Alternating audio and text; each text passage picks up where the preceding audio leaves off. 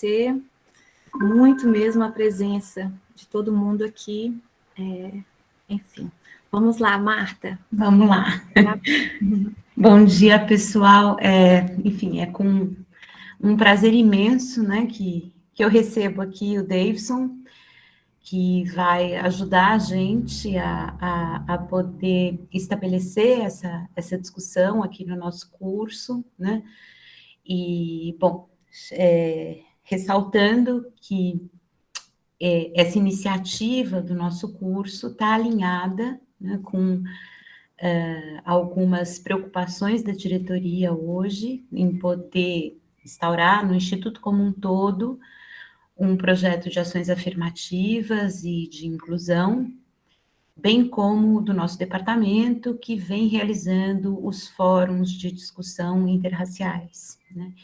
Então, essa ideia da gente poder usar o espaço da aula para poder começar a trazer essa discussão para dentro do curso, com a participação de professores e alunos, faz parte, né, dessa política também maior, na qual todo mundo aqui está bastante engajado, né, para conseguir implementar. Bom, o Davidson, ele é sociólogo, ele é professor do programa de pós-graduação em Serviço Social da Unifesp, é integrante do Instituto Ama Psique e Negritude, possui pós-doutorado em Psicologia Clínica pelo Instituto de Psicologia da USP, foi pesquisador visitante no Departamento de Filosofia da University of Connecticut e também autor dos livros Frantz Fanon, um revolucionário particularmente negro, e A Disputa em Torno de Frantz Fanon, a teoria e a política dos fanonismos contemporâneos. Bom, é com enorme prazer, então, que eu vou passar a palavra para o Davidson, só queria fazer uma observação. Somos muitos aqui, né, dentro dessa tela, e então eu vou pedir para aqueles que tiverem questões para fazer ao Davidson, observações, que encaminhem para o chat. Eu e a Lívia e a Ana vamos tentar organizar, né, essas questões que foram sendo trazidas e para a gente poder conversar, então, com o Davidson. Davidson, eu super agradeço você por ter aceitado esse convite, né, e é um grande prazer estar aqui com você e poder, enfim, compartilhar com todos aqui teu pensamento que eu já conheço, né, bastante fértil, de muitas interlocuções que a gente tem tido e que têm sido bastante proveitosas. Enfim, vou passar então a palavra para o Davidson e vamos lá, Davidson, está com você a bola. Obrigado, Marta. Bom dia a todas as pessoas, é um prazer enorme estar aqui, eu queria agradecer pelo convite, agradecer a Marta, a diretoria, mas também cumprimentar todo mundo, né? Se houvesse tempo, né, mais tempo, eu começaria solicitando, né, uma livre associação sobre o clipe da Lineker, mas vou otimizar e fazer algumas provocações e depois quem quiser também no diálogo, né, também comentar o vídeo, porque ele tem a ver com o que a gente vai conversar, né. Eu parto aqui, né, de uma premissa muito importante para a psicanálise, né, de que há sempre algo que escapa em qualquer transmissão. Aliás, o grande objeto, né, da psicanálise é o que escapa, né, é isso que é impossível de representar, mas não deixa de se apresentar, né, esse chavão importante, eu acho que é o que torna a psicanálise tão interessante. E acho que isso é importante de dizer, porque a psicanálise é um convite, né, para a gente sentar à mesa com isso que escapa, né? Aliás, sentar à mesa com o infamiliar, né, com o Das Unheimlich, do Freud, né? E para mim, um sociólogo que passa pelo marxismo e que vem discutindo as relações raciais, né? A psicanálise também é um Heimlich, também é um infamiliar, já que não compõe a minha formação, estou me aproximando, tenho me aproximado, inclusive para poder entender melhor os meus objetos de estudo, né?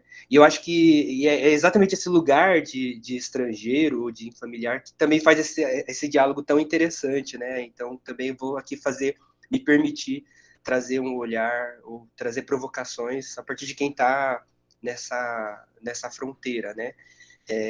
Eu queria trazer para vocês como provocação, né, pensando no documentário e o título que está sugerido para essa conversa, queria trazer 3 elementos para a gente conversar, né? O primeiro é a categoria sociogenia ou sociogênese, oferecida pelo Frantz Fanon. O segundo é algo que eu venho desenvolvendo a partir da leitura do Fanon, mas principalmente a partir da experiência no Ama, Psique e Negritude, que é o conceito de mal-estar colonial, e aí eu vou tentar desdobrar um pouco o que isso significa, quais as implicações.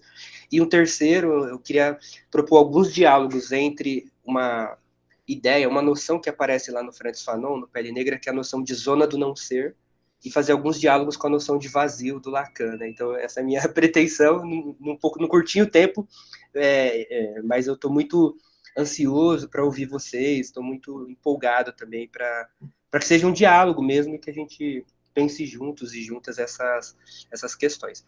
Eu acho que, para começar, né, a questão da sociogenia, lá no Pele Negra, Máscaras Brancas, que acho que vocês sabem, né, o Frantz Fanon foi um psiquiatra que dialogou muito com a psicanálise, muito com Freud, com Lacan, e que vai se apoiar na psicanálise para fazer uma crítica da cultura, uma crítica social, uma crítica à sociedade que ele vivia, que também é a nossa, de certa forma. E nesse diálogo, ele propõe, inclusive quando ele, numa menção ao Freud, ele propõe essa categoria chamada sociogenia, né? Ele diz lá no texto, logo no comecinho do Pele Negra, Máscaras Brancas, que, abre aspas, né? Ao lado da filogenia e da ontogenia, que são elementos que estão presentes tanto a gente pode pensar numa psiquiatria, mas também numa psicologia mais constitucional, numa psicologia mais digamos, mais que flerte com o biologicismo, mas também há uma filogenia, por exemplo, no próprio trabalho do Freud, na busca por entender o aparelho psíquico e os elementos que são constitutivos da subjetividade. E aí o Fanon vai dizer que uma das grandes contribuições do Freud para não apenas para a psicanálise, né, como criador da psicanálise, mas para a discussão sobre a saúde mental como um todo, é trazer para o debate filogenético a perspectiva ontogenética, que é a perspectiva individual, a possibilidade de pensar a singularidade, né? E aí o Fanon comemora esse acréscimo, essa virada, mas ele diz, né, no entanto, para entender o racismo é necessário ir para além da dimensão individual, é necessário pensar como que esse indivíduo se insere no laço social.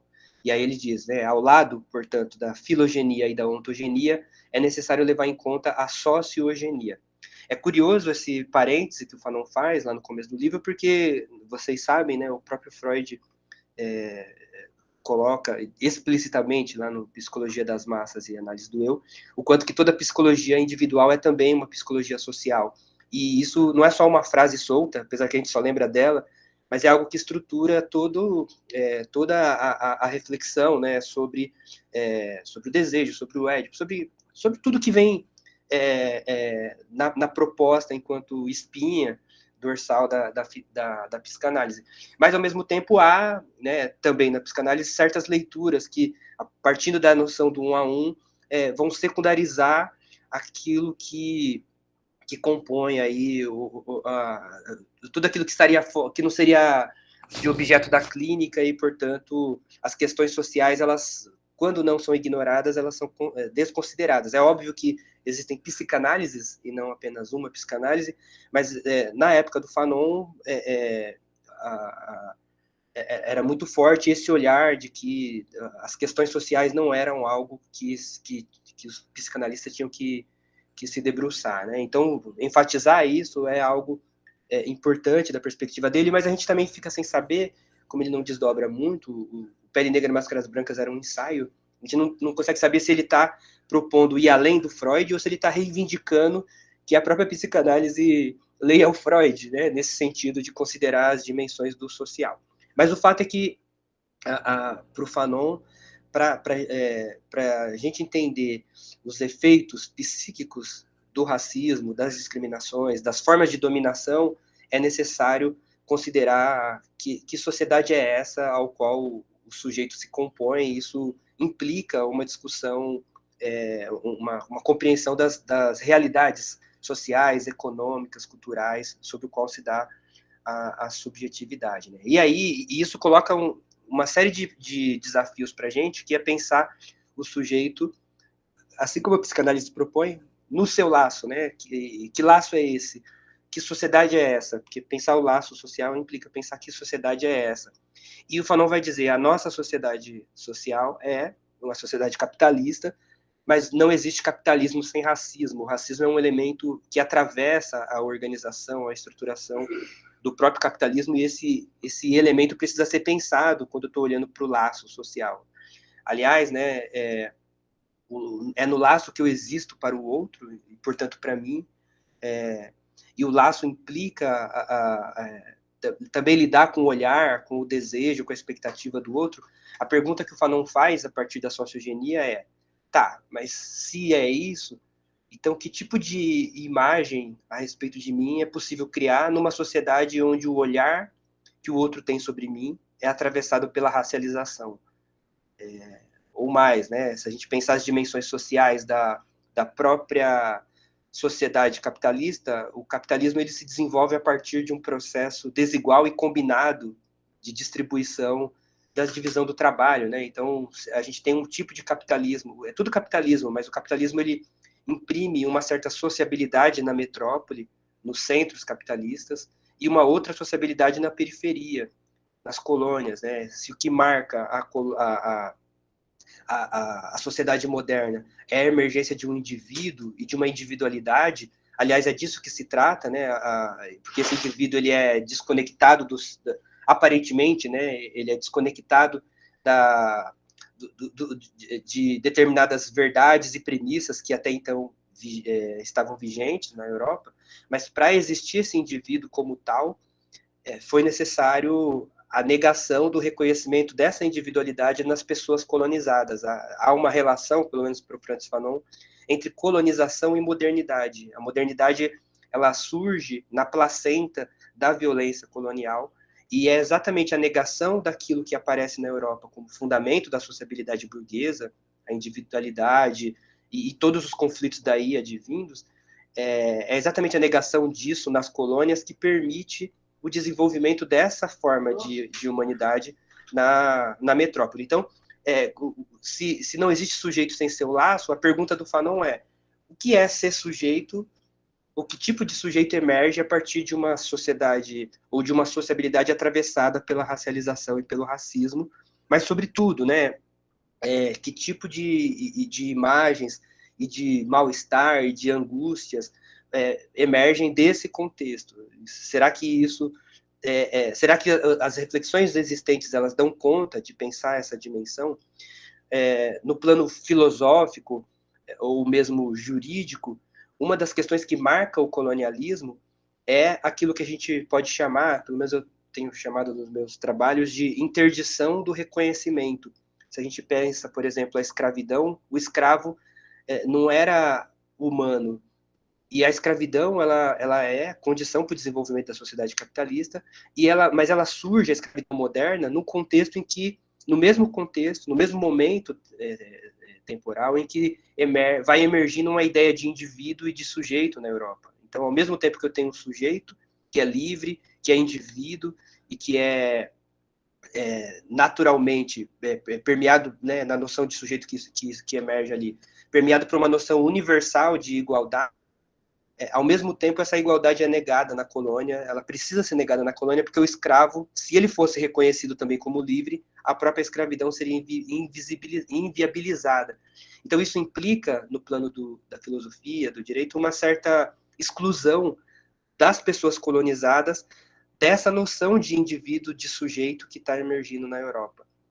E, de uma certa forma, né, a sociabilidade burguesa pressupõe um certo laço, né, se a gente pensar no Hobbes, na noção do Leviatã, se a gente pensar no Pacto Social do Rousseau, se a gente pensar nos contratos que permeiam o direito burguês, vai até o Hegel na noção de Estado, há uma certa ética que, mesmo numa situação de dominação, ela pressupõe um certo reconhecimento dos indivíduos enquanto sujeito. O que o Fanon vai mostrar é que esse reconhecimento ele é inviabilizado, interditado ao colonizado. O escravo jamais é visto como sujeito, ele é fixado na condição de objeto, né? Então, portanto, ele está fora dessa ética. Ao mesmo tempo que surge uma nova ética na sociabilidade burguesa, o escravo está fora dessa ética, e isso permite também excluí-lo da possibilidade de compor a bios política moderna, né? E essa exclusão, ela se baseia também numa certa estética, onde o escravo, ou o escravizado, o colonizado, é sempre o feio, ou é alguém que não compõe as noções de estética, né? Se vocês lerem o Kant, quando ele vai falar sobre o sublime, ele vai dizer que, e é importante falar do Kant e da estética kantiana, porque para ele há uma dimensão universal na estética que faz com que todos concordemos sobre o que é belo, sobre o que é feio. O Kant vai dizer, mas o negro não, o negro está fora, o negro é alguém que jamais vai entender o que é belo, jamais vai conseguir produzir uma obra de arte, porque é alguém que está abaixo, né? Então, ao mesmo tempo que surge essa ideia de sujeito, e ela só surge mediada pela colonização, pela escravidão, pela acumulação primitiva de capital permitida pela escravidão, essa noção de sujeito, ela é negada ao escravo, aos povos colonizados, né? E a pergunta do Fanon é, como que eu posso olhar, portanto, a imersão do sujeito em seu laço nesse contexto, cujo uma parte da humanidade, aliás, a maior parte, se a gente pensar nos primeiros séculos do capitalismo, está fora da possibilidade de ser reconhecida como sujeito e de ser reconhecida como indivíduo, inclusive, né? Então, é nesse sentido que eu entro no segundo tópico, que eu venho propondo a noção de mal-estar colonial, para pensar essa encruzilhada entre, de um lado, a emergência de uma ideia de sujeito, um sujeito que, na sua própria concepção, é livre, e por ser livre faz escolhas, então não está determinado pela natureza, por Deus ou pelo destino, mas um sujeito que se vê livre a partir, né, de um certo desencantamento do mundo, a partir de um certo desmantelamento dos laços de determinadas verdades que existiam, e, ao mesmo tempo, graças à sociabilidade capitalista, é um indivíduo que também é cindido em relação a si próprio, né? A sociedade capitalista pressupõe uma série de cisões constitutivas aí que nessa ideia de sujeito.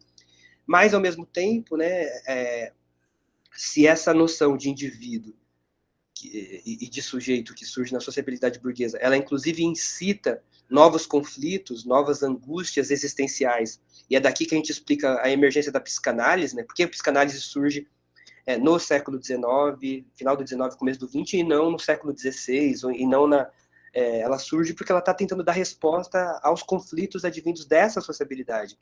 A pergunta fanoniana mas essa sociabilidade, ela só é possível a partir da negação dos pressupostos dela na colônia. Então, o convite é pensar os conflitos e a própria composição da subjetividade não a partir do colonizador, mas a partir do colonizado, né? O que acontece quando a gente vira a chave e pensa a subjetividade a partir da colônia, né? E aí, isso traz uma série de questões óbvias, depois que a gente faz o percurso, né? O Hegel vai dizer, né, que depois que o espírito absoluto se reconhece em si próprio, ele vê que, na verdade, o que ele achava que era outro é ele mesmo. Depois que a gente faz o percurso, parece óbvio, mas antes de fazê-lo, é curioso como que a gente não se vê em elementos que são nossos, desde o início, né? Então, pensar o mal-estar colonial é pensar, né? Em primeiro lugar, eu acho que vale lembrar, eu sei que para vocês não é novidade, então não precisa gastar muito tempo com isso, mas o próprio debate em torno da tradução, né, sobre o mal-estar, né, que o Freud, além de usar esse termo muito pouco lá no livro, o mal-estar na civilização, há um debate sobre qual seria a melhor tradução, tanto para Couture, que é um termo que ele usa, quanto para o Benhagen, né, porque, enfim, o debate da tradução não é mero preciosismo, mas ele implica também formas de interpretação sobre o que o Freud está propondo, e isso tem um debate imenso, que não sou eu que vou entrar aqui, mas eu estou me apoiando aqui, né, na tradução da Ubenhagen como acho que vale pensar como mal-estar, desde que se considere, inclusive, o sentido da palavra no alemão, né? Você pensar a ideia de o Ubenhagen, o né? No alemão é negação, é oposição, é impossibilidade, ou às vezes só distanciamento, mas então você tem e o Benhagen, né? O Benhagen tem a ver com conforto, tem a ver com bem-estar, dependendo o contexto, né? Mas se pegar a radical do Hagen, é o Hag, que a palavra pode ser traduzida como clareira, né? O Christian Dunker tem proposto, né, que a gente pense o bem-estar como uma ausência de clareira, né? Como se fosse caminhar sei lá, numa mata fechada, onde você não consegue ver o horizonte, onde você está de certa forma, perdido de si, né? Sem esse momento da clareira, onde você pode, inclusive, falar, é aqui que eu tô, etc. Então, e o mal-estar, né? Essa Ubenhagen, ela é empregada num contexto em que Freud está discutindo essa cisão do sujeito, ou essa cisão, né? Entre o desejo e a ética, né? Entre aquilo que aparece como pulsão e aquilo que eu interiorizo como regra, que limita essa possibilidade de realização do desejo, ou mesmo quando eu interiorizo essa regra e o desejo passa a ser, inclusive, corresponder a ela, né? Você tem uma cisão aí que faz com que, inclusive, o sujeito apareça como expressão dessa cisão, né? Você não tem um sujeito íntegro e depois se cinge, mas o próprio sujeito surge a partir da cisão. Mas qual é o ponto para a gente pensar? É que se o Freud está chamando atenção para um mal-estar moderno, de certa forma, de uma sociedade que, ao mesmo tempo, ela oferece determinados caminhos para a expressão do desejo, mas caminhos que pressupõem uma repressão, ao mesmo tempo que essa repressão do desejo implica uma série de outros elementos que vocês, uma série de outros desdobramentos que vocês conhecem bem, eu acho que a gente não precisa entrar nisso aqui, quando não se pode esquecer que os dilemas vividos aí, eles fazem sentido e eles são percebidos intensamente exatamente nessa sociabilidade moderna. Aliás, o Freud está escrevendo ali já na crise da sociabilidade burguesa, no final do século XIX, onde se já tem autores de esquerda ou de direita já percebendo e criticando os efeitos dessa nova sociabilidade, das novas fragmentações sociais, inclusive, que a sociabilidade coloca. O que acontece quando a gente pensa esse mal-estar que o Freud está trazendo e pensa na colônia, na situação colonial?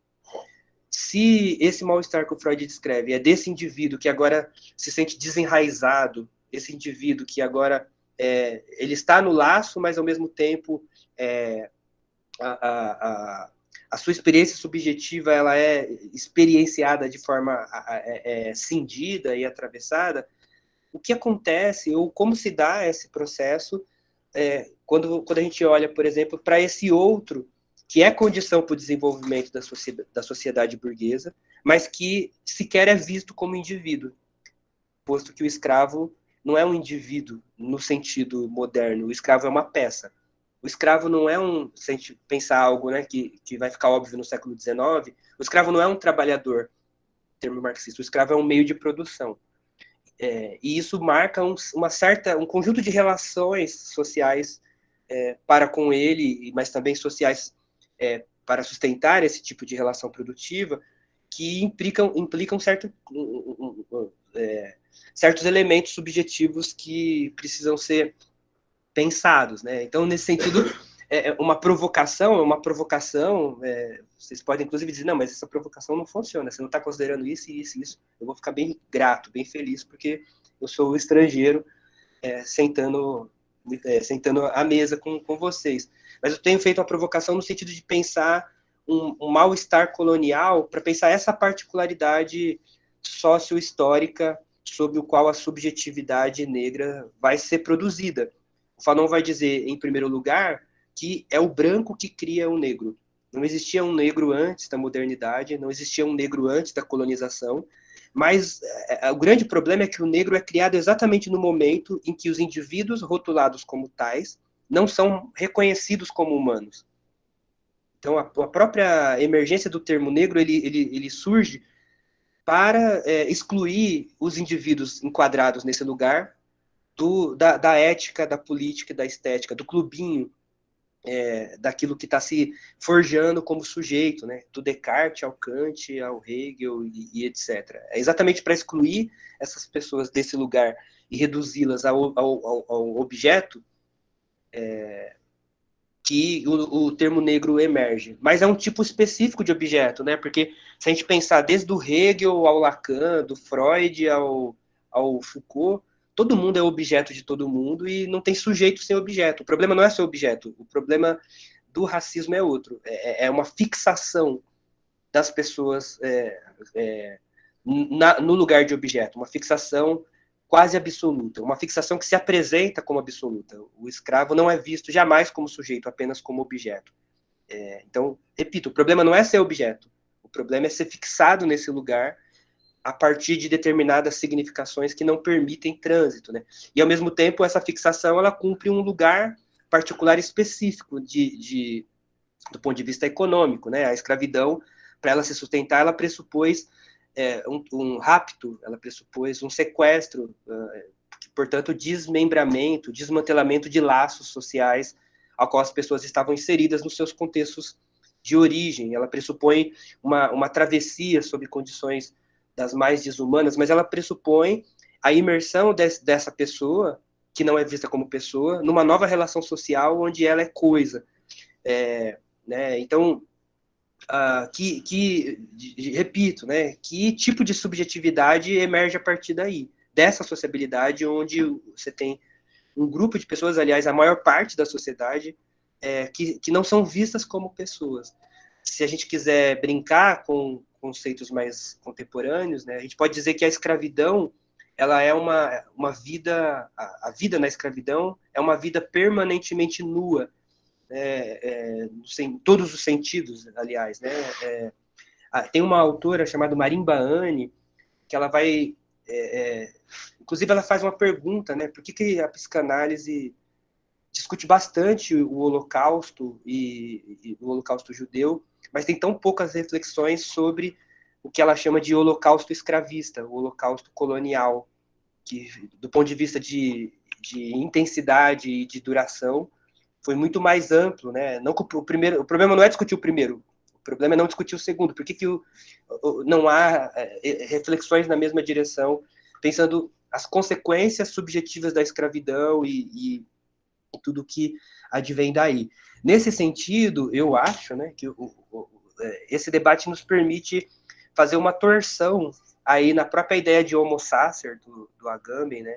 Porque quando o Agamben vai falar da vida nua, ele está falando, né, desse que está fora, esse que é visto como exceção, mas ele está chamando a atenção para o quanto que cada vez mais a regra vai se tornando uma exceção, o quanto que todos nós, de certa forma, estamos caminhando para uma vida nua, mas ao mesmo tempo essa vida há uma certa revezão não existe essa palavra, há um certo revezamento entre a vida nua e uma certa inclusão e um reconhecimento no laço. Aliás, a vida nua tem, inclusive, a função de manter uma coesão social numa sociedade desigual.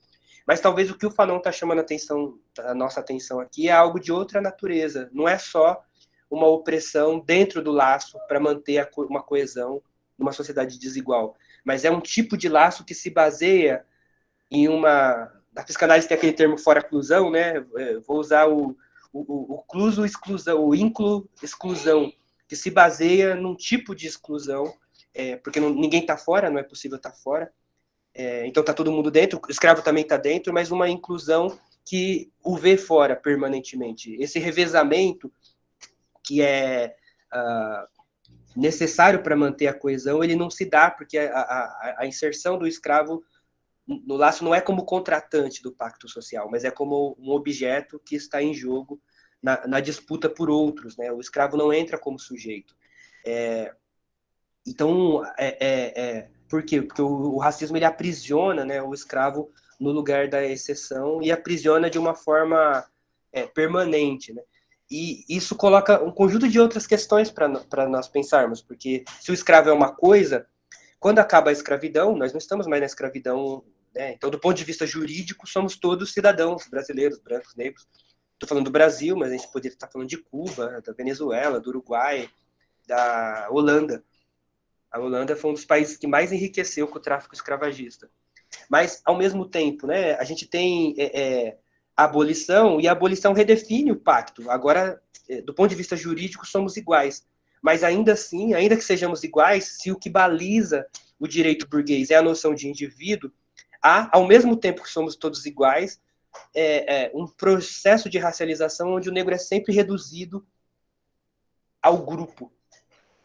Mas essa redução ao grupo não é a redução no sentido de uma apreensão da soma das experiências particulares das pessoas negras, mas é a fantasia colonial a respeito do que é esse grupo.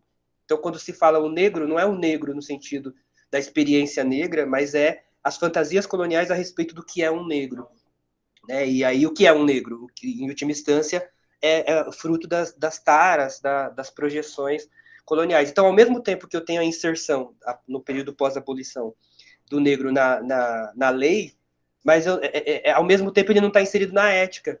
Né? O Lacan faz essa separação, né, entre lei e ética, e isso traz um conjunto de dilemas para a vivência psíquica singular, porque ao mesmo tempo que eu sou visto como humano, ao mesmo tempo eu sou o tempo inteiro reduzido àquilo que dizem sobre o que é negro. Né? Então, a pessoa pode... Eu sempre dou esse exemplo porque eu acho ele engraçado. Né? Não fala nesse sentido. A pessoa pode ler Diderot, Voltaire, Derrida, Freud, Lacan, entender as tópicas de trás para frente, ter assistido 50 seminários, mas quando ele aparece, o que vai se ver é o negro, antes de qualquer coisa. E a partir daí, né, e das fantasias que essa aparição provoca, é que essa pessoa vai ser tratada e vai ter que se relacionar com isso, a partir dessa imagem. Né? E esse estranhamento, ele pode ser numa aula, mas é o mesmo mecanismo, né, que reduz o indivíduo ao grupo, é o que legitima, por exemplo, a polícia atirar mais vezes em pessoas negras do que em pessoas brancas. Né? É o que legitima... né? Se esse que vê primeiro o negro e depois o indivíduo for o policial na madrugada, esse que é visto como negro corre sério risco de permanecer vivo. Mas esse tiro do policial não é dado sozinho, né? Porque junto com o policial aperta o gatilho toda uma sociedade que tem dificuldade de reconhecer o negro enquanto humano. E a pessoa negra especificamente, desde a primeira infância, aliás, desde a barriga da mãe, aliás, desde antes da barriga da mãe, porque já tem toda uma aposta, né? Tipo, se vai nascer com o cabelo assim, com o nariz assado, se é melhor melhorar a raça ou não. Então, desde antes de nascer, já há um conjunto de expectativas que vão limitando a possibilidade da experiência e que vão, inclusive, né, usar um Laplanche aqui, confundindo as mensagens enigmáticas em relação ao afeto, em relação ao olhar do outro, vão atravessando não só aquilo que constitui o olhar do outro enquanto projeção, mas também o que constitui o olhar de si próprio enquanto interiorização, porque não há interiorização sem o diálogo, sem a relação com o que está fora. Né? Então, a partir daqui eu tenho um conjunto de sofrimento, vou colocar dessa forma, que sequer foram problematizados por uma literatura nas ciências sociais e, na maioria das vezes, também na psicanálise. Né? Então, isso já coloca uma pergunta. Por quê? Como pode, num país como o Brasil, a gente falar mais do Holocausto judeu, o Holocausto, aliás, não é judeu, o Holocausto é nazista, contra as pessoas judias, por que tem do que reflexões sobre os efeitos psíquicos do racismo, num país como o Brasil? Essa é uma pergunta que eu acho que a psicanálise tem mais a oferecer resposta do que a própria sociologia. E aí eu entro no terceiro ponto, para ir encaminhando para a gente conversar, que é... Mas antes disso, né, acho que tem um ponto aí, que essa ambiguidade entre não estar mais na escravidão, mas ao mesmo tempo ser reduzido a esse lugar de objetificação, a esse lugar de abjeto, inclusive, que o racismo coloca, essa ambiguidade entre estar dentro da lei, mas estar subordinado à lei, dentro da lei talvez não, subordinado à lei, mas estar fora da ética, ou sendo visto como alguém que não compõe a ética, essa ambiguidade, ela também tem implicações no direito, né? Porque, por exemplo, vamos pensar quando a gente combina racismo, capitalismo e gênero, por exemplo, o jovem negro de periferia, por exemplo, ele é visto como suspeito até que ele prove o contrário. O indivíduo desaparece aí e as imagens estereotipadas sobre o grupo estão na frente. Mas quando ele desrespeita a lei, quando ele infringe aquilo que o pacto estabelece, esse pacto que ele não participa, esse pacto que ele não consegue, inclusive, ser beneficiário do ponto de vista de um laço social, mas que incide sobre ele como lei, quando esse pacto é infringido, aí ele é convocado a responder como indivíduo. Aí, porque você infringiu a lei, você infringiu a norma e você vai ser responsabilizado. Então, ao mesmo tempo que, quando olham para mim, olham como negro. Putz, então, a minha individualidade não importa. Mas, ao mesmo tempo, se eu cair, o Racionais vai dizer, vão te jogar na merda sozinho. Transformar um preto tipo A no neguinho, né? E aí você, na hora da queda, você é responsabilizado individualmente, né? Então, essa ambiguidade, ela coloca uma série de questões que seria muito interessante ouvir a opinião de vocês a respeito.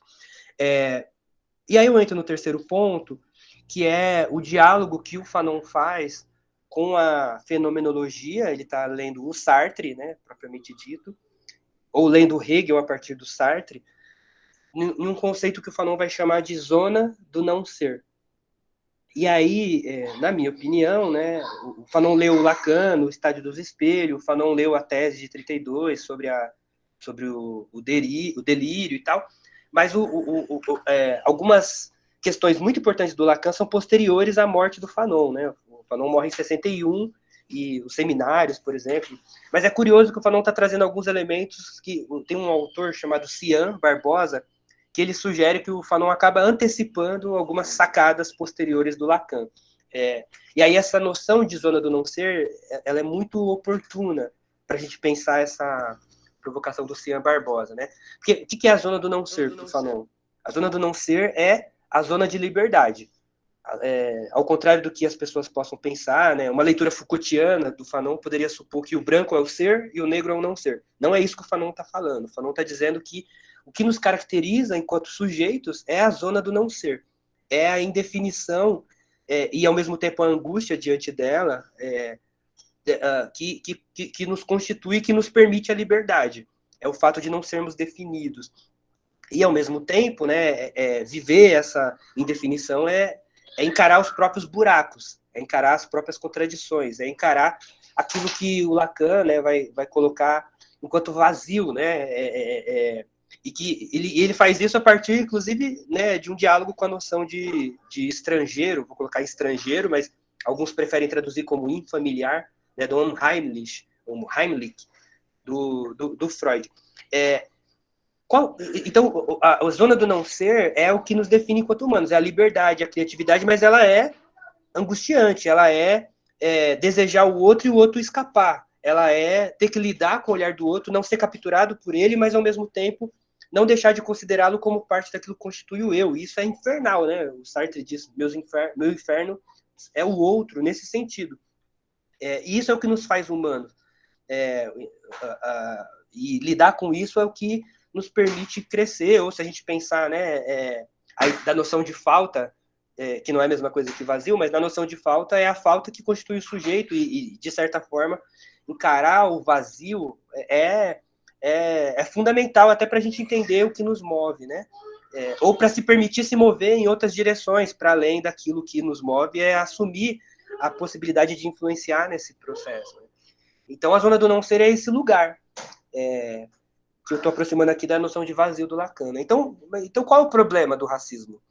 O problema do racismo é que o racismo fixa o negro na falta. Se eu estou diferenciando aqui falta, né, de nada, de vazio, como o Lacan, para dizer que o problema do racismo não é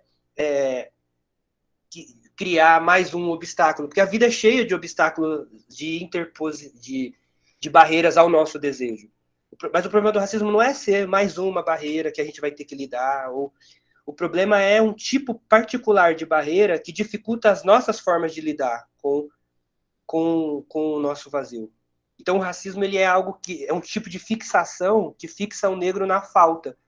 dificultando que a relação com o vazio possa ser uma relação de criatividade, de possibilidade, porque o negro é fixado, seja fixado na condição de objeto da escravidão, objeto de estudo, objeto de desejo, objeto, mas há uma fixação nesse lugar de objeto, mas ao mesmo tempo essa fixação faz com que o tempo inteiro o sujeito, para se constituir, ele esbarre nessa fixação como possibilidade de olhar sobre si, né?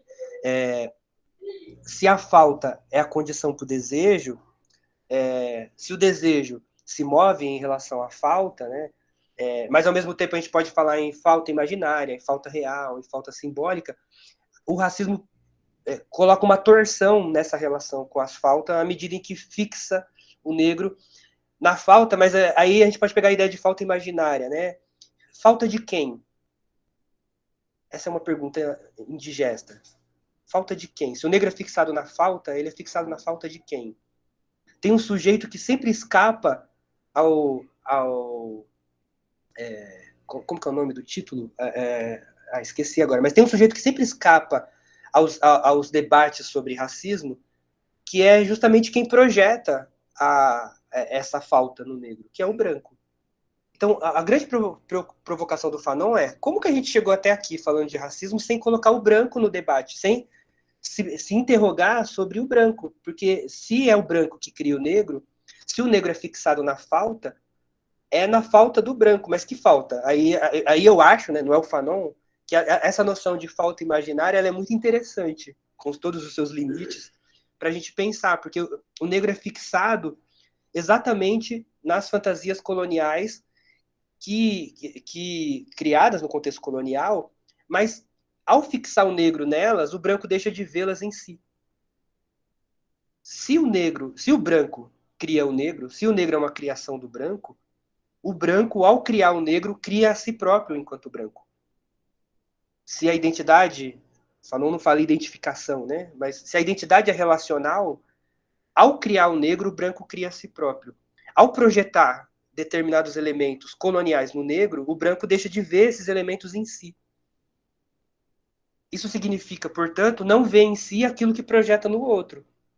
Então, a relação com a falta aqui é muito curiosa, porque o que é o escravo? Do Aristóteles ao, sei lá, o escravo é objeto, o escravo é corpo, o escravo, ao Caio Prado, o escravo é um instrumento vivo de trabalho.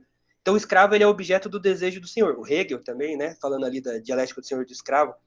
Então, só que o negro é fixado no lugar de escravo.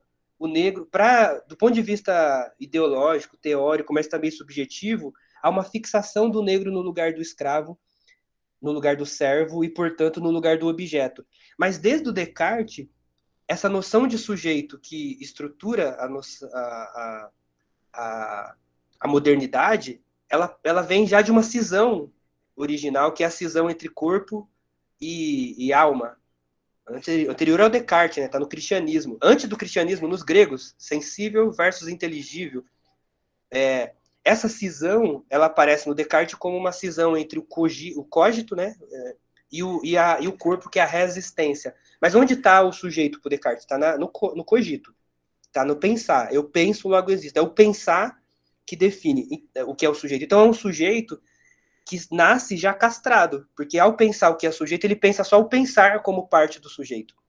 Só que é no exato momento, repito, que vai se forjando essa noção de sujeito na Europa, que a gente tem a Europa escravizando os não-europeus e negando a possibilidade de reconhecer esse sujeito castrado, que está se forjando, como atributo do escravo, do colonizado. Então você tem a colagem do branco na ideia de sujeito. Além desse sujeito ser castrado porque ele é um sujeito sem corpo, né, um sujeito cartesiano, ele é um sujeito branco.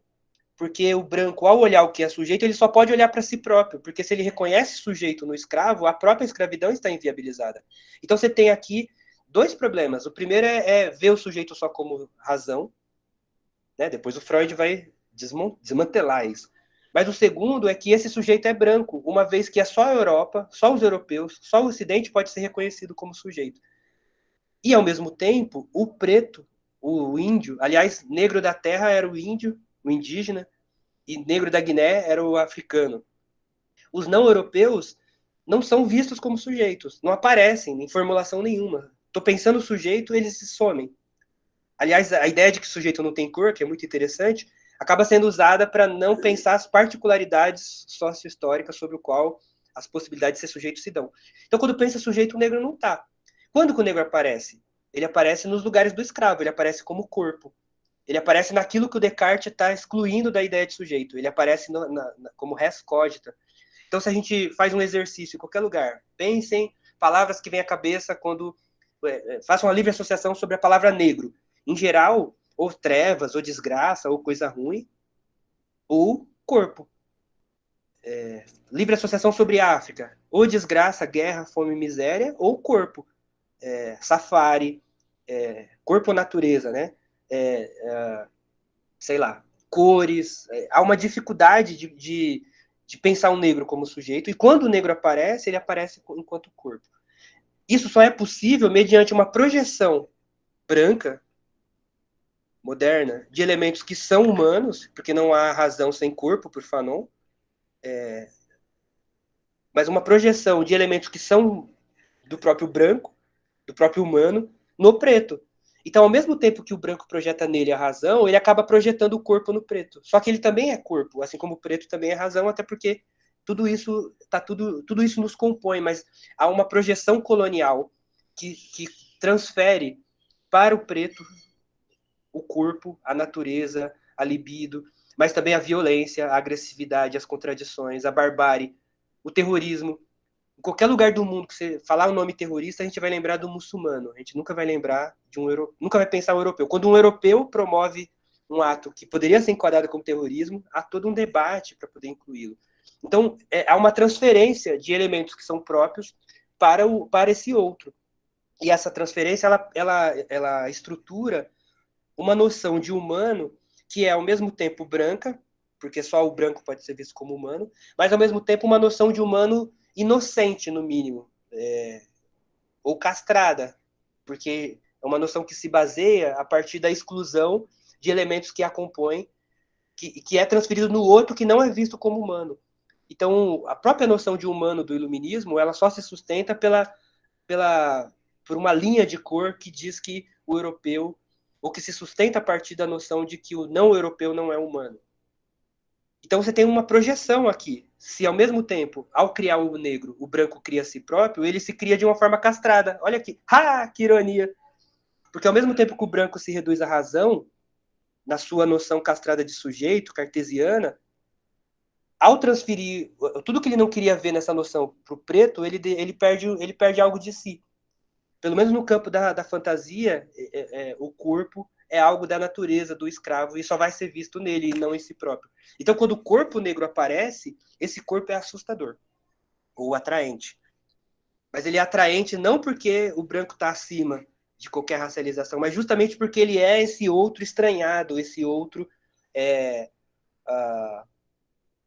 reificado, esse outro projetado pela colonização. Então, Fanon vai dizer que o negro é uma projeção colonial do branco. Aliás, o negro é uma projeção colonial do identitarismo branco, porque essa projeção cumpre uma função de apresentar uma ideia da Europa, do capitalismo, do Ocidente como divindade.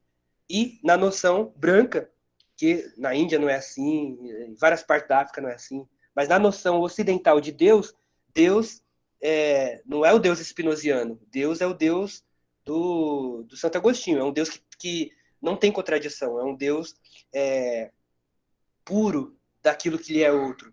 Então você tem uma exclusão da violência, da agressividade, ou pelo menos do reconhecimento dela, porque, aliás, é a agressividade colonial, é a violência colonial que forja essa merda toda. Mas ela nunca é vista como nós. Então, se eu penso em violência, eu lembro da favela. Se eu penso em, sei lá, em vandalismo, se eu penso em terrorismo, se eu penso... É sempre esses lugares que estão fora do nós. Por quê? Porque você precisa, inclusive, ter esse que está fora da ética para criar uma coesão no grupo, né? O Freud fala bastante disso, quando ele vai... Moisés e o monoteísmo. Então, o negro é fixado na contradição, é fixado na contradição no sentido negativo da contradição, não no sentido hegeliano, mas é fixado no corpo, a partir de uma mistificação criada por um identitarismo. Então, se a psicanálise gosta de criticar o identitarismo, porque o Freud já separava identidade e identificação, o Fanon vai dizer que o primeiro identitarismo que a gente tem que criticar é o identitarismo branco, que, sob uma capa de universalidade, só consegue pensar o humano em termos europeus, em termos ocidentais. Aqui tem um identitarismo, que não aparece como tal, ele aparece como universal, exatamente porque esse branco ele é tão identitário que ele acha que ele não precisa nem se identificar, ele não precisa nem se nomear como branco, ele é humano.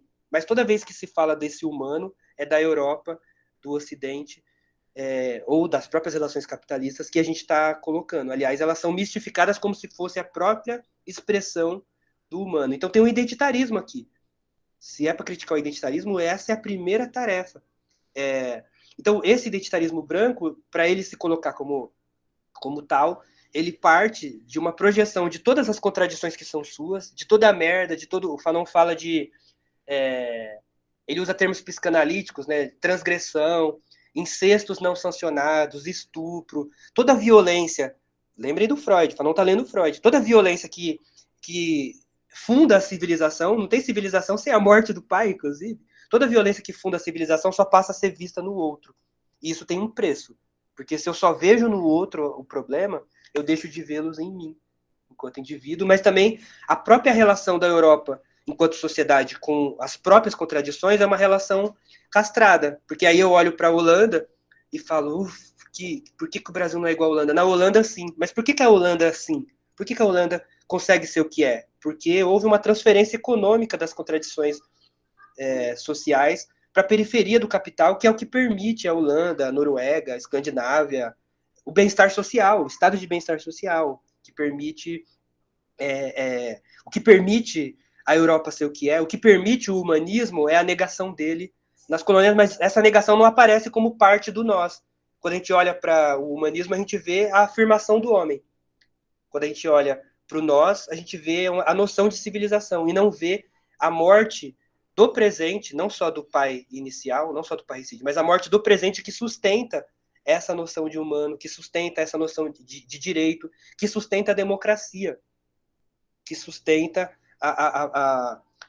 Então, o problema do racismo não é o não ser. O problema do racismo é que, ao fixar o negro nas projeções coloniais do identitarismo branco, ele cria dificuldades para que o negro viva a sua zona do não ser, para que o negro encontre o seu vazio, para que o negro habite o seu vazio. Por isso que o Fanon vai dizer, né, que, infelizmente, ele fala, não vão gostar do que eu vou dizer, mas a maioria dos negros não desfruta do benefício de descer aos verdadeiros infernos. Porque essa fixação, apesar dela fixar o negro naquilo que o branco não vê nele, no corpo, é uma fixação objetificante.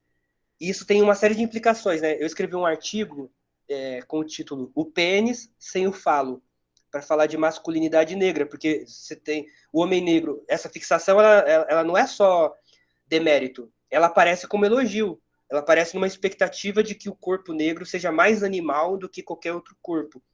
E isso, em alguns momentos, pode até ser uma migalha nas políticas de dominação, você ser reconhecido como alguém que tem coisas que ninguém mais tem. Agora o Fanon vai dizer que a negrofobia é a irmã gêmea da negrofilia. Ambas só se sustentam mediante a animalização e monstrificação do outro. Então eu escrevi um artigo chamado O Pênis sem o Falo, porque ao mesmo tempo que a pessoa negra, o homem negro é visto como um grande pênis ambulante, é um pênis sem o falo, porque o falo está em outro lugar, nessa divisão racial do poder. Né? Então, e isso implica limites para a vivência das pessoas reais, do indivíduo singular, diante dessas representações. Mas tem uma questão, né? Como eu já coloquei, eu estou encaminhando para terminar.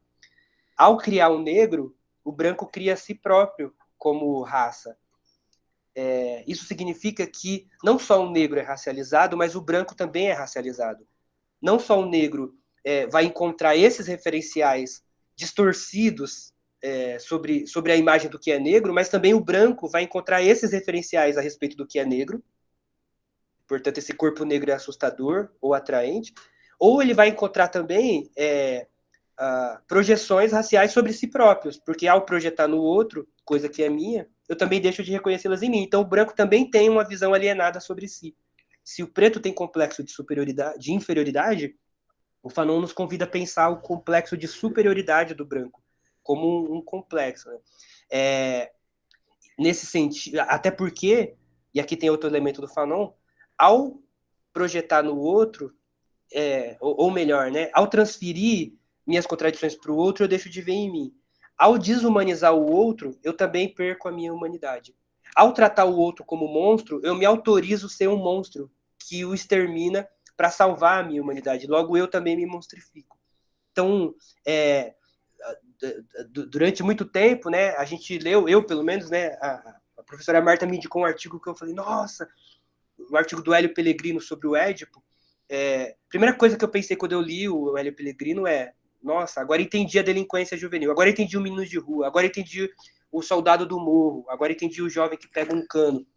Mas aí depois eu reli, eu falei, nossa, mas por que a gente não pensa o branco quando a gente lê esse artigo do Hélio Pellegrino sobre o Édipo? Porque ele né, não tem espaço aqui para falar disso, mas espaço temporal, né? Mas ele vai mostrar o quanto que as formas de organização da sociedade brasileira e a sua não correspondência, né, da forma de acolher enquanto afeto, enquanto laço, isso tem também correspondência na forma que as pessoas individuais vão lidar com a interdição, com a interiorização das regras sociais, com o mal-estar, em última instância, né, que o Freud coloca. Isso ajuda a pensar, por exemplo, que se a sociedade não me acolhe, por que eu vou respeitar a lei dela, né? Isso ajuda a pensar o delinquente. Mas a pergunta do Fanon é, por que quando a gente pensa o delinquente, a gente pensa o negro? Por que quando a gente pensa o delinquente, a gente pensa o favelado e não pensa o presidente? Por que quando a gente pensa o delinquente, a gente não pensa o professor da faculdade, que tem uma noção de humano em que só o branco aparece como noção de humano? Por que quando a gente... Será que... Né, aí eu retomo a noção de estrangeiro, novamente. Por que delinquente é sempre o outro e não o nós? Será que o verdadeiro monstro não é o branco? Será que o verdadeiro delinquente não é o branco? Esse que foi forjado numa relação onde aquilo que é diferente de si não compõe a ética, a política e a estética? Nesse sentido, Calélia Gonzalez vai dizer que o racismo é uma neurose da cultura brasileira, porque ela permite que o branco não reconheça o delinquente em si. O branco enquanto branco, né?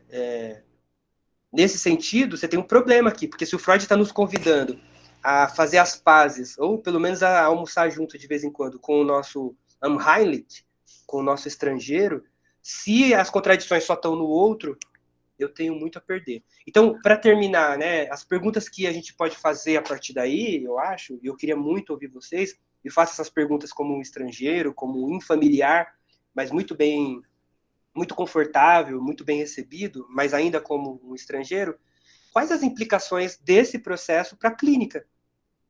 Essa é uma pergunta que a gente tem que fazer. Porque se ninguém está fora, apesar de a gente não estar no mesmo lugar, quais as implicações disso, não só para o analisando, mas para o analista, porque não dá para estar fora. O analista também é parte das relações sociais e das relações raciais. Então, quais as implicações disso para o próprio processo analítico? Outra pergunta que a gente pode fazer, por que a gente só está falando disso agora, num país estruturado pela escravidão? O que o silêncio a respeito dessas perguntas dizem sobre a psicanálise, sobre a sociedade que a gente está? E por último, né, como sair disso? A gente também tem que falar disso. Quais são as zonas de criatividade que a gente pode lançar a mão para pensar respostas, né? E qual pode ser a contribuição da psicanálise, se não para a resposta, talvez nas perguntas que a gente possa fazer nessa direção. Paro por aqui e fico à disposição, muito ansioso para ouvir vocês.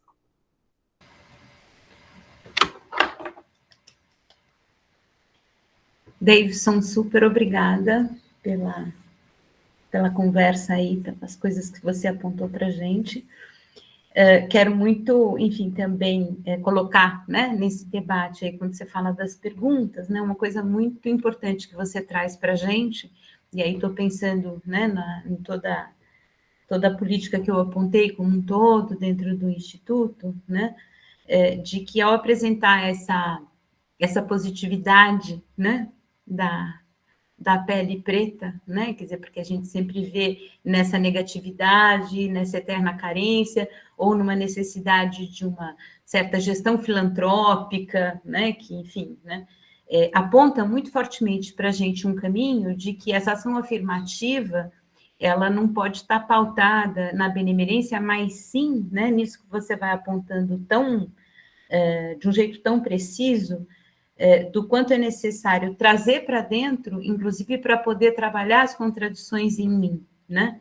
Enfim, então não se trata de uma benemerência, mas de uma necessidade, inclusive, né, de uma sociedade colonial, como acho que o Achille Mbembe vem marcando bastante, né? Quer dizer, que o devir da civilização é negro, colocado aí em toda essa questão da precarização do trabalho, quer dizer, todos nós confrontados com isso, ou mesmo no pensamento do Krenak, né, o pensamento colonial como essa erva daninha, né, que já não precisa nem mais do colonizador, porque ele está tão entranhado que ele já vai se atualizando nos laços.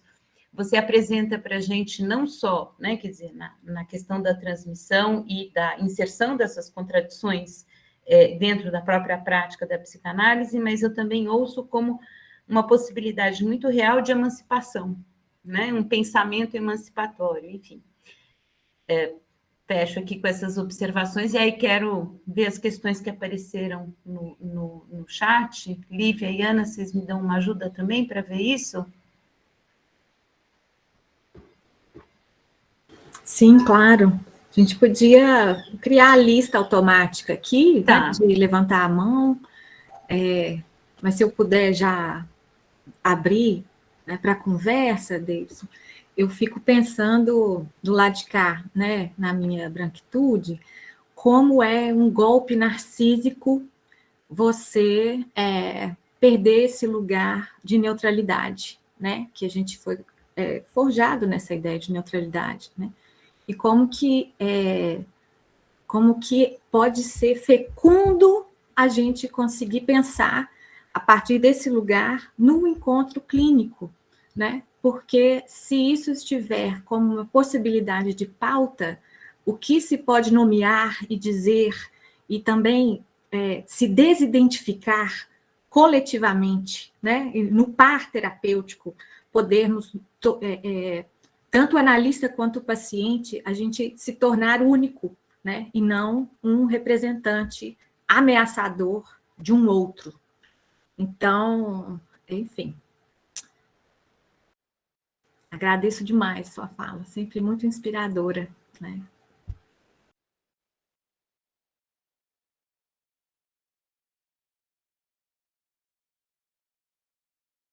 Paula?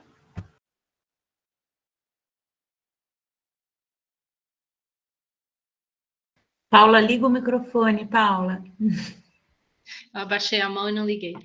Eu estava escrevendo, achei mais fácil falar. Bom, primeiro, obrigada pela essa fala incrível e que me fez pensar se você não está, através do Fanon, detectando uma cisão primordial no pensamento ocidental quando você fala dessa divisão mente-corpo, alma e corpo, que vem desde Platão, é reatualizada fortemente em Descartes, e a partir daí reforça todo o processo de colonização. Porque, a princípio, a sua fala me remeteu muito ao texto do Freud, Porque a Guerra, me fazendo pensar por que o racismo e toda a discussão sobre a pulsão de morte. Mas, ao mesmo tempo, você entra num viés kleiniano quando você detecta essa cisão primordial no campo histórico e social.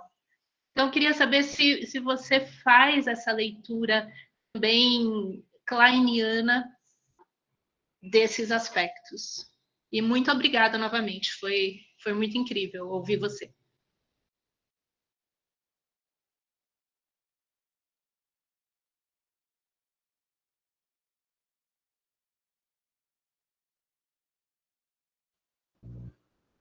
Eu queria propor a gente circular a palavra e depois eu comento assim no bloco. Assim, são falas interessantes, inclusive quem for falar fica à vontade para comentar as falas anteriores, que são instigantes. Cássio? Bom, Davidson, primeiro obrigado aí pela apresentação. Acho que você trouxe com muito didatismo, assim. Mas eu queria fazer uma provocação, correndo o risco até de me expor um pouco aqui no público. Mas uma provocação muito mais no sentido da economia, que é uma primeira formação que eu tenho. Mas eu fiquei com a impressão, na tua fala, que você chapou muito a questão do racismo ao capitalismo. E a minha provocação era talvez ampliar isso, né? Será que em outros sistemas econômicos a gente também não percebe isso? É possível que no capitalismo isso se acentue, né? Ou a gente consiga perceber de uma forma mais nítida.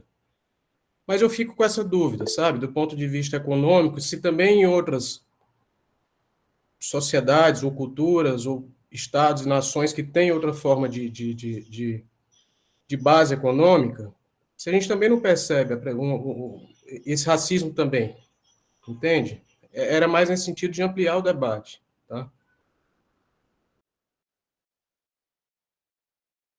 Obrigada, Cássio. Gisele?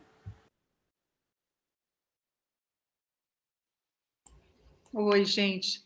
Davidson, muito obrigada pela tua fala. Sempre é muito bom te ouvir. Não, eu queria só trazer e depois até te escutar falando mais sobre isso. É um ponto que você trouxe que eu acho muito importante, que é a questão do branco como universal, né? Do branco como aquele que não se enxerga racializado e também não se enxerga como grupo identitário, né? Então, muitas vezes, eu acho que nas discussões a gente critica um pouco, sobretudo porque eu acho que a psicanálise ela é o horizonte onde se pretende desfazer identidades, né? Então, de repente, bom, todas essas questões, então, são questões identitárias, não cabe na psicanálise. E eu penso justamente o contrário, na medida em que o próprio discurso do branco, o discurso hegemônico, é identitário, né? E aí, assim, como é que a gente pode também, do lado do analista, né, se desmontar, né, esse aspecto no nosso processo analítico também, né? Então, depois queria que você falasse um pouco mais, porque eu acho que isso é muito importante para que a gente possa pensar a formação dos analistas, as instituições psicanalíticas e como que elas estão ou não abertas, né? Enfim, a colocar a questão do racismo como prioridade, né? Acho que é isso. Obrigada mais uma vez. Obrigada, Gisele. Ana Lúcia, depois Antônio. E aí depois eu falo para dar conta aqui. Então... Sim. Então, obrigada, Davidson. Não vou me repetir aqui nos agradecimentos e nos elogios. Sempre um prazer te ouvir. E pegando o gancho no que a Gisele está falando, eu acho que trazer o branco para o debate, né, não só nesse lugar de quem tem que abrir as portas, né, mas poder olhar para si, né, e nas consequências subjetivas, né, do que é ter uma subjetividade forjada na recusa, né? Assim, tem uma questão que a gente precisa, que não é só que é isso, é repensar a branquitude desse lugar, né? Quais são as consequências subjetivas dessa formação, né? Subjetiva, enfim. Obrigada, Ana. Antônio, depois Cristiano e o Davidson volta. Pode ser?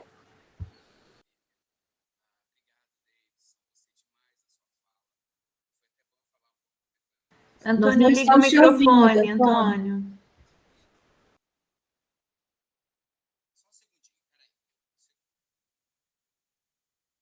Enquanto o Antônio volta, será que o Cristiano já quer falar? Oi, dá para me escutar? Dá. Hein, Antônio, enquanto você se prepara, o Cristiano vai falar, tá bom? Não, eu queria agradecer se vocês me ouvem. Ouvem? Davidson. Não? Antônio, você aguarda o Cristiano falar e aí você fica aí já com... Tá joia, tá joia. Obrigada, Cristiano. Não, eu queria agradecer, eu queria dizer que eu fiz muitas anotações e queria perguntar para o Davidson se a parte do meu entendimento faz sentido, principalmente no ponto quando ele fala de mal-estar, né? Ele se pergunta, não sei se é o Fanon, que outro tipo de mal-estar, será que existe outro tipo de mal-estar ou talvez até uma outra subjetividade, né? E no meu entendimento, se a gente voltar, se o Fanon estava fazendo uma releitura do Freud ou uma própria leitura do Freud, a cultura, se a gente encarar a cultura em si como opressora, independente do conteúdo, se o conteúdo é opressão na diferenciação entre brancos e negros, entre homens e mulheres, entre ser trabalhador ou ser desempregado e etc., isso em si já pode ser usado, né, na psicanálise como um grande recalque, né? Então, quando você pergunta quais as implicações desse processo para a clínica hoje, eu fico me perguntando se é necessário essa conteúdização ou se a gente pode trabalhar de forma mais abstrata como uma questão de um grande recalque da cultura, uma grande ideologia reificada que oprime a todos, né? Não, obviamente, tem os que sofrem mais.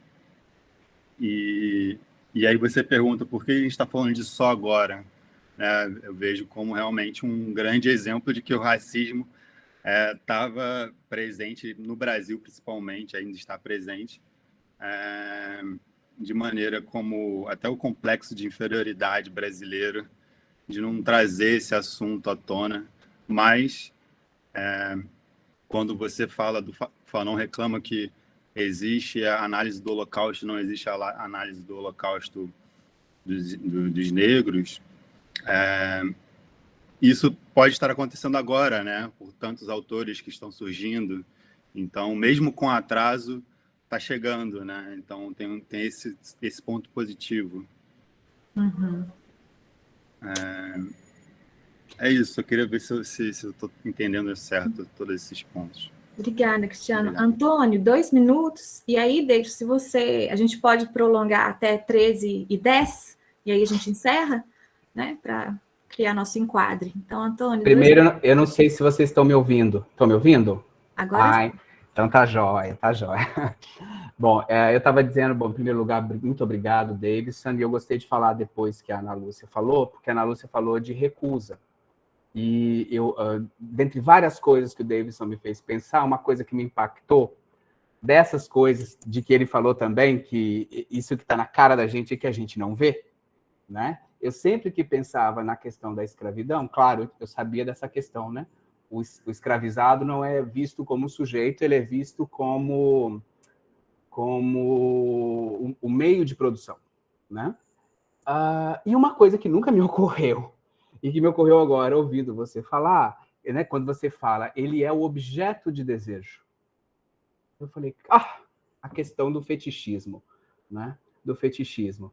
E me ajudou a fazer, digamos assim, a mediação entre a noção do marxismo, de fetichismo das mercadorias, né, o mascaramento das relações sociais, e a questão do fetichismo na psicanálise, que é o que você trouxe. Então, eu queria que você falasse um pouquinho disso. E eu vou compartilhar, embora eu só tenha 2 minutos para falar, eu vou compartilhar uma associação livre, porque o meu jeito de pensar muito pela psicanálise, você está ali falando e minha cabeça está indo por aqui, por lá, por não sei mais aonde. Eu me lembrei de uma cena de um filme de ficção científica. Eu venho da literatura, eu gosto muito porque a literatura, o cinema, eles estranham aquilo que é muito naturalizado para a gente. O filme é Blade Runner, não sei se você assistiu, que são robôs que são humanos, mas não são humanos, né? Eles foram criados para trabalhar. Tem uma cena no filme em que um desses replicantes, são chamados de replicantes, ele encontra um homem que trabalhou fazendo óleos para ele. E esse cara vira para esse replicante, é o Rutger Hauer, e fala para ele assim, peraí, eu tô vendo, você é um replicante. Você é daquele modelo Nexus 6. Me fala, de qual fornada você saiu? Alguma coisa assim, de qual... Aí o cara, né, o replicante, vira para ele e fala assim, do que você está falando? Eu sou um ser humano. Eu sou uma pessoa, eu tenho memória, eu não sou uma coisa, né? E aí você falava, né, essa questão da clínica, eu fiquei pensando, né, quer dizer, como nós somos constituídos pelo racismo, pela essa questão da escravidão, não é uma coisa do nosso passado, né? A psicanálise nos ensina que esses tempos de constituição, eles estão aqui agora, estavam no antes, mas estão aqui agora, né? Eu fiquei pensando quantas vezes a gente não corre esse risco de ao encontrar, né? Como no filme, o sujeito encontra o cara e acha que está encontrando um objeto, uma coisa, a gente não corre também esse risco, né? De olhar pelo sofrimento do negro como se fosse um objeto mesmo, né? Enfim, eu estou meio indo para tudo quanto é lado, porque eu fiquei meio atrapalhado com a coisa do som. Eu não sei se você... Mas se você puder comentar, eu agradeço. E muito obrigado mesmo, e obrigado ao departamento também, viu, gente? Muito bom mesmo. Que bom.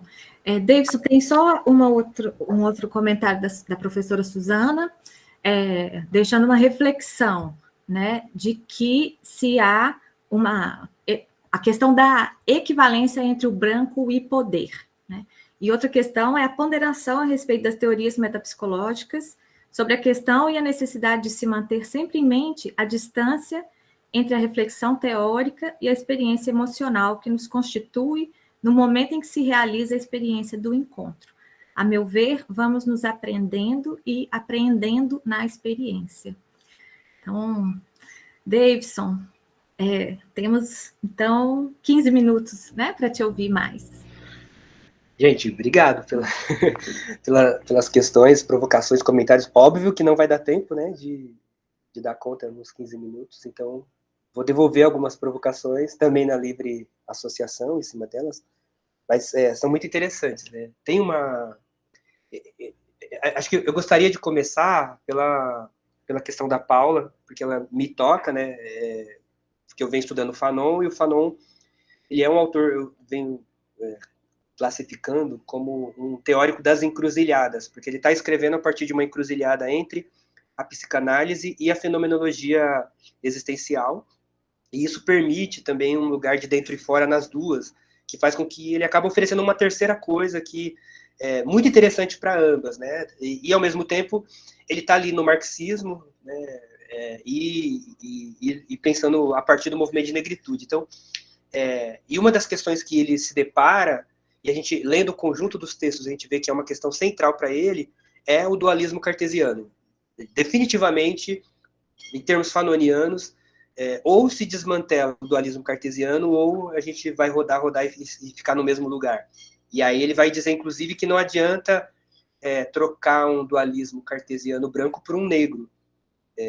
E, ao mesmo tempo, não basta inverter o dualismo, não basta trocar Descartes por Nietzsche, em termos fanonianos. Lógico, as pessoas ficam ofendidas, né? Estou reduzindo Nietzsche ou Descartes, mas não basta trocar o cogito e colocar o sujeito no corpo também, ou o sujeito só naquilo que... enfim. Então não basta inverter, né? E aí, isso é muito interessante, porque ele vai dizer, em primeiro lugar, você tem que romper com o dualismo, e, em segundo lugar, romper com a racialização do dualismo, porque o identitarismo branco, eu estou chamando assim, não é o Fanon que fala, ele parte de uma racialização do dualismo cartesiano, porque ele cola o branco na razão e ele cola o negro no corpo.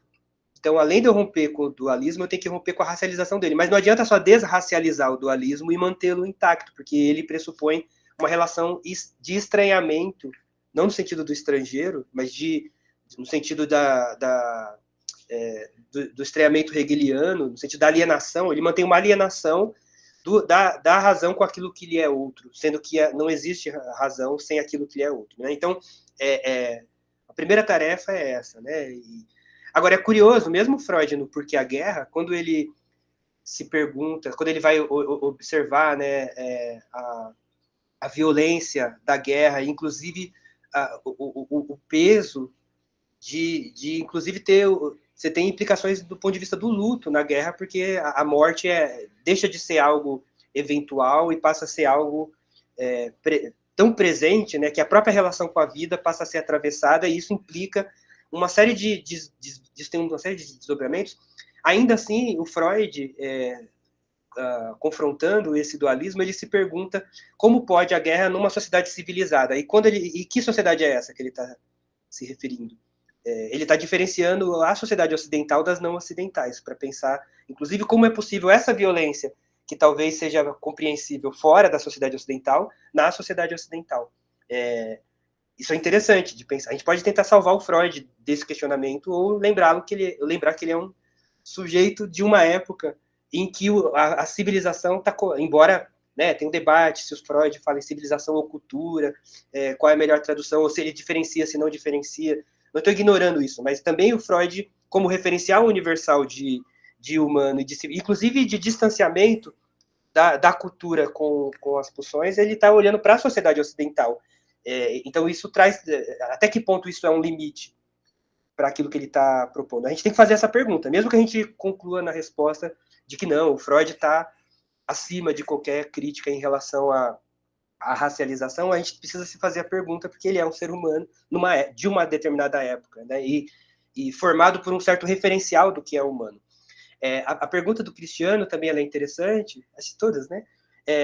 Que aí ele pergunta, mas por que falar disso, né? Ele devolve a provocação, se a cultura é em si, aí a gente volta com o mal-estar na civilização, ou mal-estar na cultura, depende da tradução, se a cultura em si ela é opressora, né?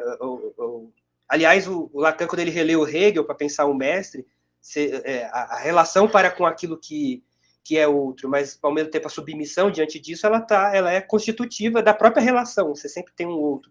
Então, por que falar disso? Será que não é uma certa departamentalização do debate, uma certa fragmentação do debate, né? E até que ponto essa fragmentação também não pode ser limitante, porque aí, então, se eu estou falando do negro, alguém vai falar, mas e o deficiente? Aí outra pessoa vai falar, e os nordestinos? E aí a gente vai ficar infinitamente fragmentando elementos que, às vezes, têm liames que nos atravessam a todos, e essa fragmentação pode ser empobrecedora também. Então, essa pergunta ela é muito interessante. Mas, se a gente pensá-la, né, eu gosto de pegar a psicologia das massas e a análise do eu para responder essa pergunta, mas também aquela afirmação lacaniana, né, do inconsciente estruturado como linguagem. Se o inconsciente é estruturado como linguagem, mesmo que eu pense aquilo que é constitutivo, enquanto filogenética, aquilo que é constitutivo do aparelho psíquico, eu preciso me perguntar que linguagem é essa desse sujeito singular. Eu preciso me perguntar que sociedade é essa. Porque se o inconsciente é estruturado como linguagem, o Brasil, a cultura no Brasil, ou as noções, as representações a respeito do que é o eu e o outro no Brasil, são atravessadas pelo colonialismo. Se o inconsciente é estruturado como... Aliás, quando Freud coloca a questão da histérica, ele está fazendo isso, ele está particularizando. O problema é tomar aquilo como universal. Mas ele está se interrogando, que cultura é essa?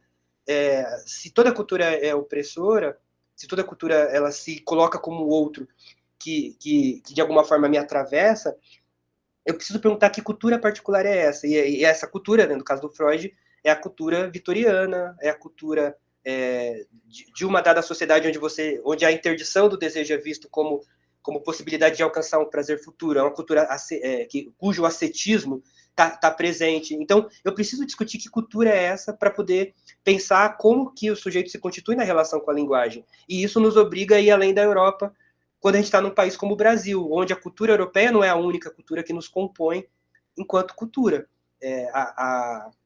A Marta me perguntou, estou pensando em abrir com essa música, e uma das músicas que ela nos sugeriu é o Canto das Três Raças, né? Eu adoro essa música. E ela é bem interessante para pensar, porque se o inconsciente é estruturado como linguagem, por que as outras raças, né, entre as três raças, por que as outras raças, ou os referenciais culturais referentes às outras raças, não aparecem na nossa formulação sobre o que é o sujeito?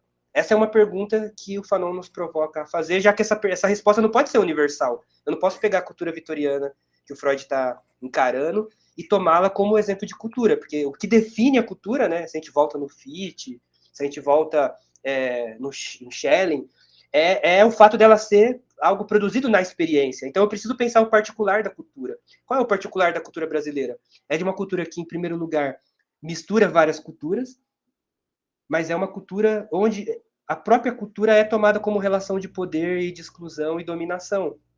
Você tem cristianismo, candomblé, religiões indígenas, mas, ao mesmo tempo, você tem um processo de estigmatização, demonização, apagamento dos diferentes signos culturais em função de projetos de dominação. Então, eu preciso discutir que projetos de dominação são esses para poder entender qual é a relação do sujeito com a cultura.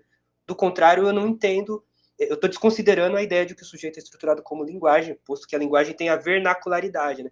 Então, o que a gente está chamando a atenção aqui é para essa vernacularidade da linguagem e das relações de poder que a compõem. E no caso do Brasil, não dá para pensar essas relações sem olhar para o lugar do racismo na estruturação delas, né? Então, é nesse sentido. Mas isso nos coloca uma tarefa interessante, porque ao olhar para o Brasil como um país que se forja a partir do colonialismo, a gente é imediatamente obrigado, se a gente pensar com o Fanon, a pensar naquilo que forma o Brasil. Porque se quem cria o preto é o branco, e se o branco se cria ao criar o preto, então a violência própria das relações coloniais é o que garante a paz, a democracia, o estado de bem-estar social, a civilização na Europa, o discurso de humano na Europa. Então, olhar para essa violência é também olhar para a Europa, e no quanto que a própria Europa forja uma ideia de sujeito que não se reconhece naquilo que o compõe, que o dá condição de existência, mas que só é visto no outro, só é visto na colônia, só é visto no muçulmano, só é visto no favelado, só é visto no outro, mas também o compõe. Então, olhar para esses debates, né, permite desfazer, ou pelo menos questionar alguns fetichismos, para pegar a provocação do Antônio, e perceber que talvez o replicante é o próprio humano. Né? Aí, pensando na Donna Haraway, né, no Manifesto Cyborg, quem é o ciborgue? Essa é a provocação do Achille Mbembe. Ele vai dizer, ó, cuidado, branco, você também está sendo enegrecido nessa sociedade. Esses elementos que antes era só do outro, agora está sendo também, de alguma forma, também está ali atravessando. Só que, ao não falar disso, o branco não consegue reconhecer nem em si isso. Mas, sobretudo, ele não consegue reconhecer que o monstro não é só o outro, que a raça não é só o outro, e que, portanto, há estruturas de poder que ainda estão presentes e que ainda o constituem enquanto branco, ainda que ele racionalmente seja contra qualquer forma de opressão, ainda que ele não se identifique com essas opressões, elas o permitem existir. Olhamos para essa tela aqui e nos perguntamos quantas pessoas negras aparecem nelas. Mesmo que todas as pessoas aqui sejam radicalmente contra o racismo, há um conjunto de relações sociais que permitem que pessoas brancas, mesmo críticas, mesmo de esquerda, estejam em lugares que as pessoas negras não conseguem estar. Agora, a Marta faz uma provocação que é muito importante. Pensar o caminho inverso disso é pensar como que eu dissolvo as relações de poder, e aí eu preciso encontrar o outro, mas encontrar pelo outro é de você que a gente está falando, cara pálida, né? Nesse sentido, é isso que a Marta está dizendo, porque trazer esse outro é também poder se reaver, porque se ao projetar no outro eu deixo de ver em mim, trazer o outro não é só, temos que ter cota porque os pretos são coitadinhos, mas é poder olhar os próprios buracos, é poder olhar os próprios demônios que compõem a branquitude, advertidamente ou inadvertidamente. Esse o grande... acho que quem mais ganha é o branco, na possibilidade de encontrar o seu vazio. Aí eu estou pensando no vazio da forma que o Lacan está propondo, né? E aí, mas isso implica repensar o quanto que há de faltas imaginárias projetadas no outro, né? E acho que isso é um ponto importante. Aí, Cássio, uma questão que eu adoro, eu sou sociólogo, você me pergunta da questão econômica, né? Eu vou fazer um esforço para tentar ser sintético, porque eu amo falar disso. E esse é um debate muito, muito grande na sociologia, sobre quando começa o racismo. É um debate infinito, não tem consenso, né? Eu tenho uma posição sobre ele, mas, e de fato, né, assim como toda sociedade pressupõe, todo laço social pressupõe um fora, então não existe sociedade nem sem, né, aquilo que o que o Cristiano coloca. Você nem tem sociedade sem opressão interna, no sentido, todo mundo tem que se haver com as regras sociais, mas você também não tem grupo, não tem nação, sem um outro que, inclusive, permite diferenciar o que é o nós e o outro, né? Então, por que falar de racismo, ou por que focar o capitalismo, pelo menos, nesse processo? é porque o capitalismo traz várias coisas diferentes em termos sociológicos para o debate, e ao trazer, também traz vários elementos diferenciados para o plano simbólico. A primeira delas, no plano econômico, o capitalismo é o primeiro sistema social que se mundializa. Até o capitalismo, a gente não tinha um sistema mundial, a gente tinha sistemas regionais, ainda que de opressão. Mas, para se mundializar, o capitalismo precisa forjar essa noção de sujeito igual e livre, que é o que vai configurar a relação de exploração capital-trabalho.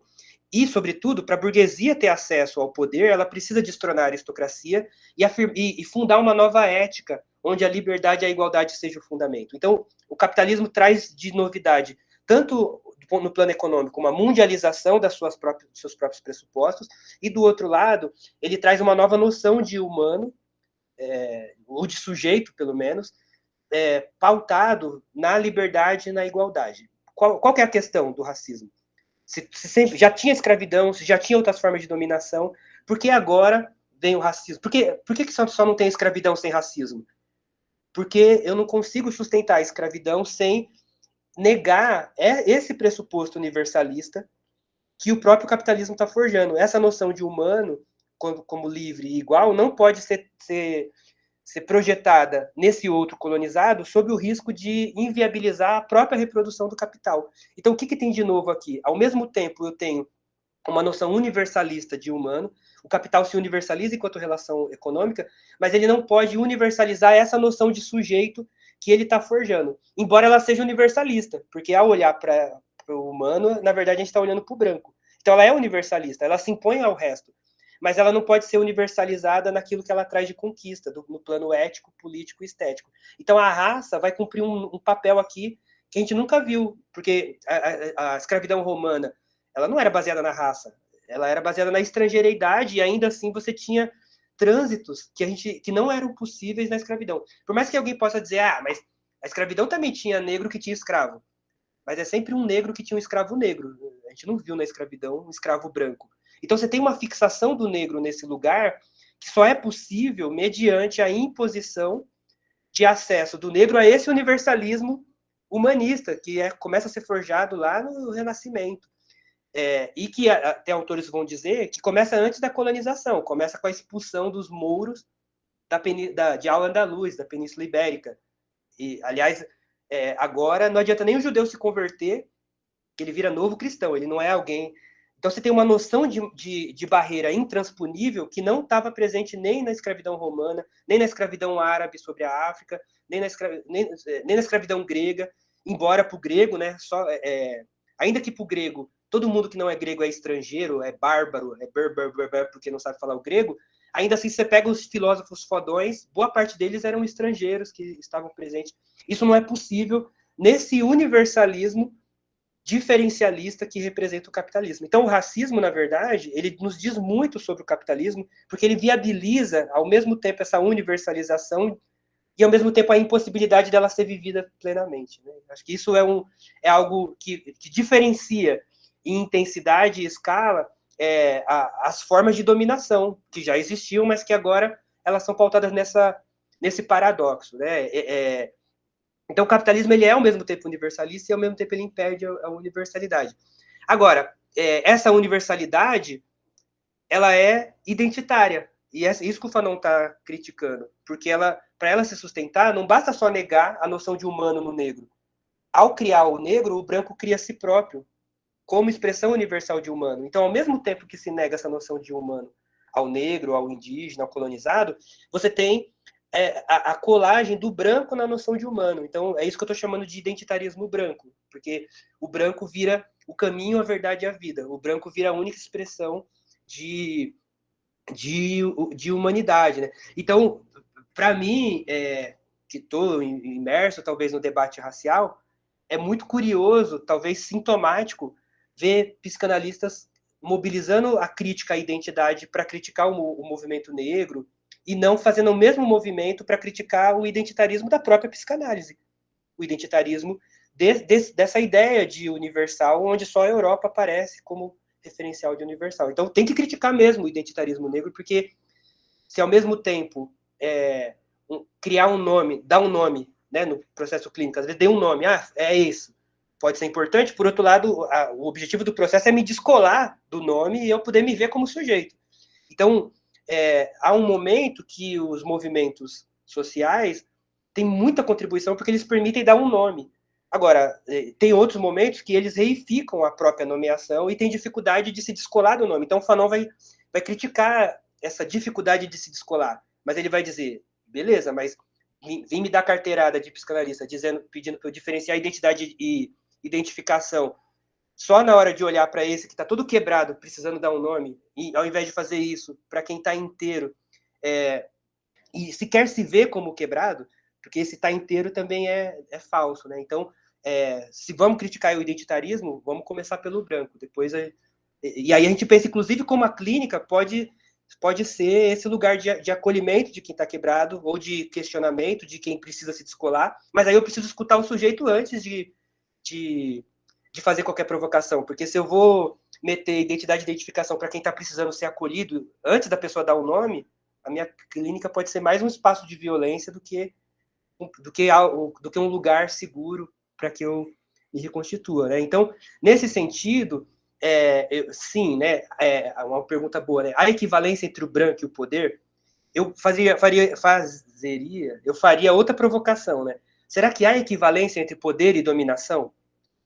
Porque a provocação fanoniana ela é menos hobbesiana e mais russoniana nesse sentido. Ela nos convoca a pensar a diferença entre poder e dominação, e aí sim, pensar que não é possível descolar o branco da dominação. Agora, como é que eu descolo o branco da dominação? Eu preciso matar o branco. Matar o branco enquanto branco. Para que eu possa, inclusive, matar o preto enquanto preto e a gente possa lidar com os nossos buracos enquanto singular. E aí não tem como fazer isso sem identificar os processos de dominação que constituem o branco e a branquitude. E isso é um golpe narcísico muito dolorido. É muito incômodo. E é para poucos. Acho que é para os melhores, para encher a bola aqui. Nem todo branco consegue, porque lidar com esse processo implica reconhecer o demônio em si, implica reconhecer o terrorista em si, implica desfazer do identitarismo que se apresenta, às vezes, não como eu sou superior, mas se apresenta como, não, eu não tenho raça, como se fosse possível estar fora do laço, né? Coisa que não é. Então, e aí é mais fácil projetar é mais fácil de falar, mas e a resistência do negro? Aí eu termino perguntando, mas e a resistência do terapeuta ao olhar para si próprio nessas relações? Paro por aqui e fica aí para a gente trocar ideia. Bom, gente, vamos abrir os microfones para fazer uma salva de palmas. Salva de palmas.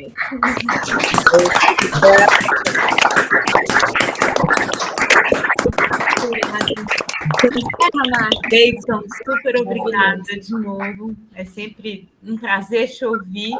Enfim, muito agradecida, obrigada pela participação de todo mundo e que a gente continue, né, com esse firme propósito aqui de poder trabalhar as nossas contradições, afinal de contas, né, e poder trazer para dentro todas essas reflexões para nos interrogarmos, inclusive, nos fundamentos da nossa prática, né, e enfim, te agradeço muito. Ok, pessoal? Tchau. Valeu, gente. Tchau. Obrigado. Tchau. Tamo junto. Tchau. Tchau. Obrigada.